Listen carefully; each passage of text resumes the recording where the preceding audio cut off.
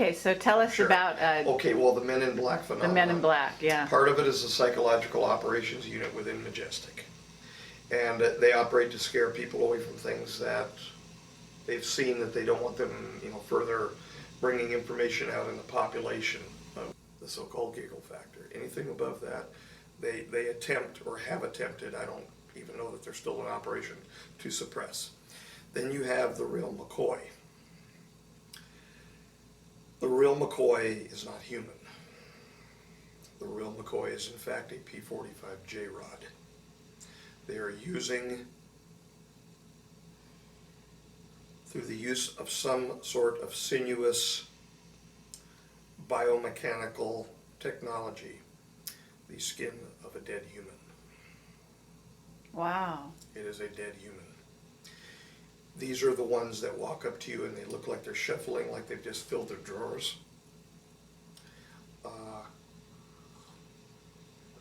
When they speak through this technology that they have wrapping around them, they sound very bland, very monotone, and they don't belong. You can tell very quickly that they don't belong. Have you met one? I've met several of them. They were operating around my work at Sunchase before we were moved to a different location. Yes, they're very sallow in appearance. They thought that it was an appropriate expression to sing me happy birthday one year over at, I think it was the start of 2003. It was either 03 or 04. 03, I believe it was. Yeah. And I did not like being around them, and they will not think twice but to use force on you. They will hit you. They will push you. One did me. Marcia, not that long ago, got her fill of both types. Both the psychological operations people who attempted a few years ago to scare her off over at Winchester Park. Those were human beings. They were just striking fear in her. And one actual real McCoy nib. And this thing, I actually saw it first. It wandered onto, they get confused easily. That's a good thing. Wandered onto our property at, where we're presently living. And I was walking home from her apartment at the time, and I thought a child was swinging on the swing. There's a swing set out in front of my apartment. The closer I got, I thought that it was a little older kid wearing black. Then I noticed it had a hat on. And he said, "Swing, fun." He was lost in a memory, apparently, of the person that he was wearing. And I looked at him and got very afraid inside because they carry weapons. They can be killed with weapons too. He was not supposed to be on our property. Our security did not do its real job. We're not worried about the two-legged real humans that just walk around. It's these things. So he was the size of a child? Is that what you're saying? No, he was. I thought it was a child on the swing set as I was walking up. It was past dusk. It was dark out there. So he was a normal size? He was a normal size Man, Yep. full-grown person. Yep. Yeah, he was wearing all black and a black preacher's type hat, round brimmed. How do you get rid of him? Well, how do you get rid of Yeah. him? Well, it would be very good if a person could actually. Well, I've got to be careful in suggesting that, because they are still human beings. They took him into security. Ultimately, took him into custody. Just want to be careful, liability-wise, of making a suggestion on how to get rid of one of them. But people could miscue and, Right. and we wouldn't want to have a problem. No, say, well, you know, Dr. Burisch said, do this or that. There shouldn't be that many walking around to worry about. But, and it wasn't even sent there to deal with me. It was sent there to deal with her. And it found itself apparently lost in a memory in the swing set. And I said, good, swing to it. And inside I'm going, oh, shit. Walked in, keyed the door to my apartment, pressed the emergency button for security, hoping then that they were going to respond. Went in and told my mother-in-law what was going on. She looked out of the window and said, yep. She's been in the Majestic family all of her life. She said, yep. Then the oldest got up, looked out the window and said, that's what one looks like. It was her first experience seeing one. I said, yeah. And I said, Doris, go over here. And I unlocked something and I pulled something out for her. And I said, while I leave here, because I'm going to do the hurt bird routine, lead it away. Because I mean, there was 3 kids in there. I said, I don't know what its intention is. It may have a lethal intention here, and it's just presently lost. As soon as it gets done swinging, it may pull a weapon out. I said, so if it comes near here, defend yourself and defend the kids. Meanwhile, I'm going to grab something else. Yes, I grabbed a weapon, and I'm going to try to lead it away. By the time I had the second weapon out and was armed, it was walking off already toward her apartment's direction. So I said, okay, well, I still have to get it in case it turns around, because if it knows where I went into the apartment, I have to lead it away because there are kids in here, there's little girls in here. And so I walked toward it, past it, walked clear by it, and it just continued shuffling ahead slowly up the sidewalk, gradually toward her apartment. Got over to her apartment. I said, where in the hell is security? So we were pushing buttons over there. Nobody's responding. Got on the radio. Nobody responds. I said, you have a MIB walking toward your apartment right now. She said, a MIB? I said, an ET. I said, they are dangerous, as you're well aware, but it's her first experience with something like this. I said, come here, look. It can't possibly, and I wanted to make sure that it wasn't walking back toward my apartment where the girls were. I said, it can't possibly have reached here by now. I mean, it's walking slowly. And so she came out with me, and she went over by the wall behind a bush, and she didn't see it initially. It was hidden like in the recesses of the light as it was walking up in one of the shadowed areas, because now the lights had kicked on the exterior of the buildings, all of that. And I walked up onto the sidewalk and saw it, and I turned my back on it at that point. They don't run. So I turned my back on it and I said, you may want to be going that way to Marcy. And she said, because she's not the faint of heart female, she said, why? And then she saw it over my shoulder and laid her first eyes on an ET.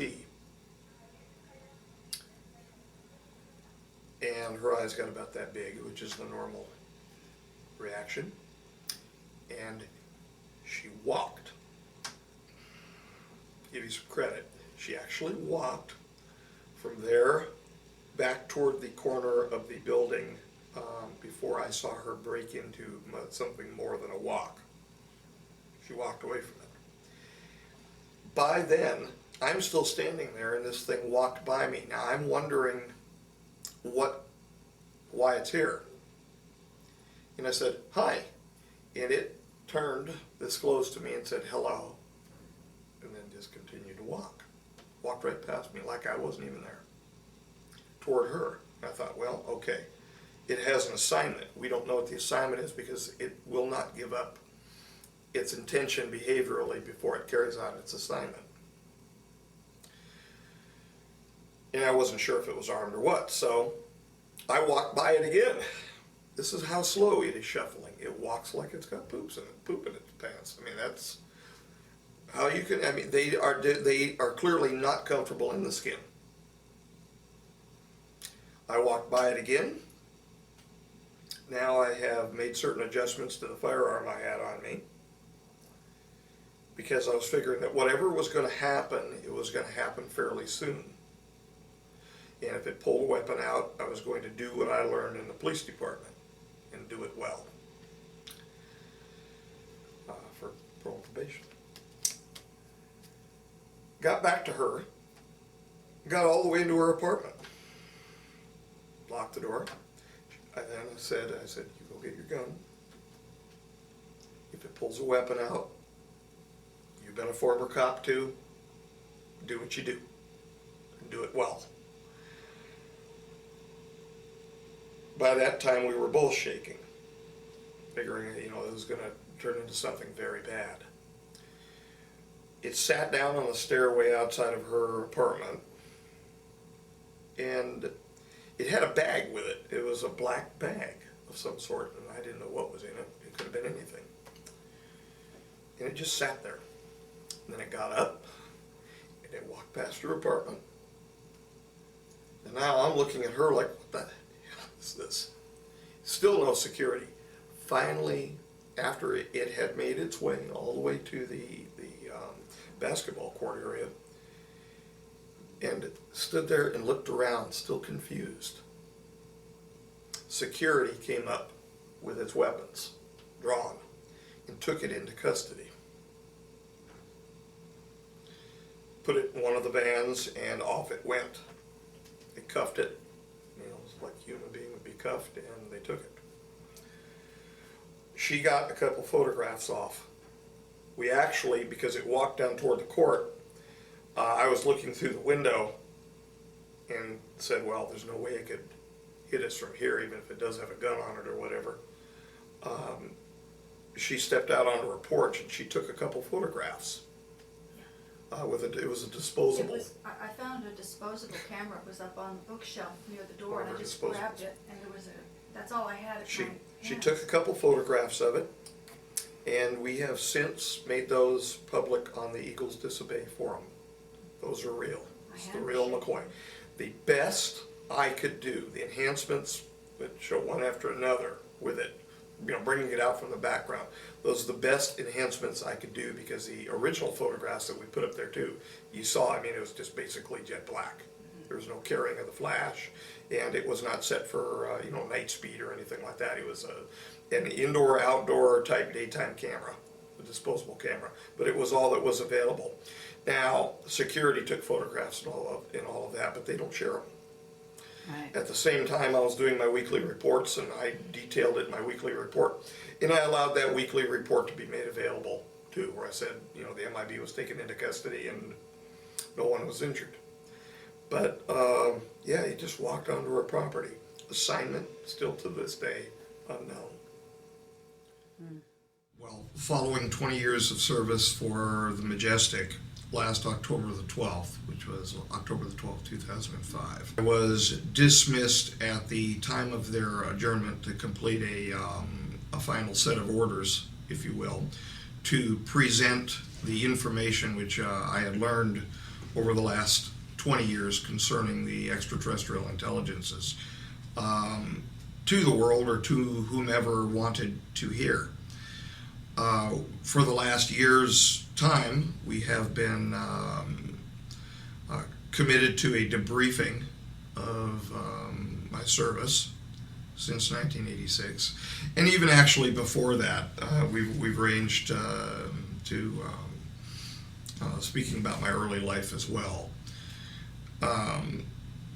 We're hoping that within a short period of time, DVDs will be completed, and this will be presented, and this will then conclude my service to Majestic with a very big relief, and thank God. Right now, we are presently in the middle of several different projects, inclusive of which is Project Lotus, which has basically been dispatched and dismissed to me after the years of service as well. This Meaning project, it was turned over to you? well, it's been turned over. I don't think that the folks from the former Majestic are continuing to research it all. I really don't think that they want anything to do with it after the problems that we've had and associated problems at a couple different facilities involving, we'll say, extraneous energy emissions around the project, which have caused some damage to their equipment. Well, to back up a tiny bit, could you tell us what is Project Lotus? Sure. In May of 2001, we traveled to Frenchman Mountain here in Nevada to begin a real project looking for a biomarker for a possible precursor virus. It was a rather prosaic study looking for evidence for panspermia. During the course of that initial investigation, we came across some anomalous activity in some of our data sets. That anomalous activity was ultimately tracked down to very unusual electromagnetic activity associated with silicon oxides. And we have since tracked that anomalous activity to any silicon oxides present in minerals. To wit, the activity is the presence of an emission of electromagnetic bundles containing information. We are presently attempting to further define the nature of that electromagnetic anomalous activity. But we have, in fact, determined that the activity is associated with cells within the terrestrial environment, and that they have effects upon cells in our terrestrial environment, up to and including modifying the genetic material of extant cells in our environment. Are you saying living cells? Yes. We have, together with these electromagnetic emissions that we have defined with relative precision to date to be specific varieties of what we termed as particles. We had to call them something.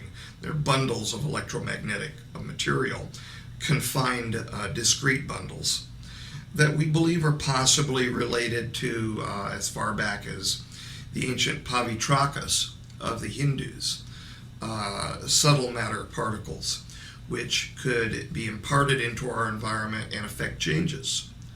Thus far, we have not observed negative changes, meaning the effects of these subtle matter particles, if you will, have not affected our environment negatively. But you have had interruptions as a result of those particles. Well, we've had anomalous activity, you said. We've had anomalous thermal emissions when too much or too little energy was imparted to the silicon oxide bearing material. We have had unusual drains of batteries around the activity, and have not defined why. But there have been two phenomena associated with Lotus that have been particularly striking to me as a biologist. We've had resets of cells which have occurred, and I say resets because I'm trying not to make it sound Frankenstein-like, where there have been heat-fixed yeast cells which have been used as offered, if you will, to this phenomenon as target cells. And upon the receipt of material of these dead heat-fixed yeast cells, we've had a restart of the cells, and we have the photographic and the... So they've come back to life, is what you're saying, as a result of this. There has been Yes. I really don't even like using those terms. It's out of the book, off the edge of the pizza, so to speak. But we have had a restart of the cells in that location. However, the cells which have restarted from the dead cells are not the same cells, are not the same functioning cells as the precursor cells, the precursor yeast cells. We don't really know what they are. You mean, are you saying that the cells changed and they're functioning differently after being exposed to this Yes, energy? we started out with essentially a fungal cell, a budding yeast cell, which we heat fixed, and the result was more termed what one would normally term an animal-like cell. Really? So it actually changed it from one thing. It actually transformed it from one thing to another. It transformed it from one thing to another after imparting to it what we've come to call a template. There is an actual imparting of DNA to the cell. So we're receiving DNA essentially across some sort of an electromagnetic barrier through these what we call portals, these emissions of electromagnetic energy that then impart further discrete bundles of electromagnetism to our environment. So we're attempting to understand it. We don't understand what we are truly looking at the moment. We've not fully defined the Lotus as a system. Okay, but are the particles, are these the Ganesh particles that are coming through? We've defined three basic discrete varieties of particles that we have termed alpha, beta, and C-type particles. The A-type particles were nicknamed Ganesh particles, and that's what they are. They're nicknames. We had to call them something, so we called them Ganesh particles out of a historical deference, if you will, for the mover of obstacles. And we called the portals Shiva portals, as an opening or a changing. These are the admission or emission centers, if you will, for these Ganesh particles. And then we have still another variety of particle, which we call Selkies, and Marcia actually named them. These are C-type particles, and they basically act as almost like crossing guards, which line the periphery of an electromagnetic stream that leaves these portals, and basically act as guards or guideways surrounding the Ganesh particles, giving them a pathway to a target. Now the real question, I think, is how is the decision being made for a target? And we've identified on these Selkies what appear to be acoustic antennae. And I say appear to be acoustic antennae because changes of input into this system, acoustic changes, affect the behavior of these Selkie particles. Sound, in other words, Yes. Sound is affecting the Selkie particles, causing them to redirect the energy towards a target or away from a target? Causing them to redirect their positions, which confine an electromagnetic stream or a river, if you will, being emitted from these portals. And we've wondered what the portals are. They might be micro wormholes. Okay. We don't know right now. And these are nano-sized portals? Is that No, what you said? these are microscopic sized, somewhere within the 20 to well, it'd be very transient, up to 50, but around the 10 to 20 micrometer size. And so they're observable quite readily under a compound microscope if the conditions are held constant and if they are treated delicately. They're extremely transient phenomena. In other words, you don't have a control over them. No. And in fact, we don't do any direct propagations anymore. The last direct propagation was done last November, and we received for the second time an anomalous growth of cells in the medium surrounding the crystal that we were using. We were using a quartz crystal because of the silicon oxide nature of the quartz crystal. And we received an anomalous growth of cells of unknown origin around the crystal. So we do not know where these cells were from. We've had that happen now twice, and we've determined that we're getting a little too good, if you will, at the science of propagating these portals, and we're possibly receiving a negative consequence as a result. In other words, those could actually be an alien life form. Indeed. Okay. Indeed, they could. Very interesting. They could be extraterrestrial.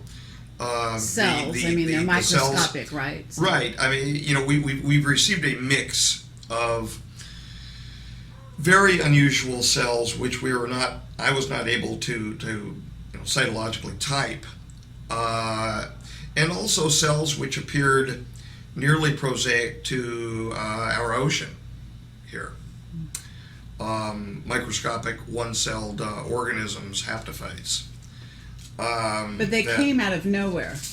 The material that we had provided to the experiment prohibited a cross-contamination, the ability for this to have been a cross-contamination. So they came from somewhere. Now, also, what we've done is a repeat of a very famous experiment called the Spallanzani experiment with beef broth, but we put a tweak on it, if you will. In the Spallanzani experiments were experiments designed to either prove or disprove the idea of spontaneous generation. And so the question is then begged, are we exhibiting spontaneous generation here? And I think that we have zero evidence that this is spontaneous generation. And allow me to explain why. The Spallanzani experiment that we repeated, we did it exactly the way the famous experiment was originally done, with beef broth that had been boiled, but we actually had it autoclaved, so that we had pressure and heat both acting on it, getting rid of all the spore formers, everything that could have been present in there as a living organism. We left some open, some closed, and then we did a closed and an open experiment where we applied electricity and a silicon oxide bearing crystal to it. And in the case where we had the closed study done, we received the growth of cells in that closed study, which appeared to me to be neural cells and organized neural cells, to the point where we could actually tell morphologically that there was an ABAB pattern which was developing. I wouldn't say that I was in a panic, but Marcia is nodding her head rapidly off the camera. I was in a near panic to cease the study then and there so that we weren't accidentally producing something with sentience. Wow. Not my right. That would have been an abomination of some variety. I don't practice the tools of science devoid of moral considerations. Some nowadays, I think, have no problem, no compunction against that. I do. So the study was ceased immediately, and the cells were photographed. Yes, we have the photographs of them, but the study was ceased, and it was killed immediately. Okay, well, this is really kind of earth-shaking information that you've got here, and now Very that humbling I'm getting it for me. in a way that I understand, it makes it very clear. Wow.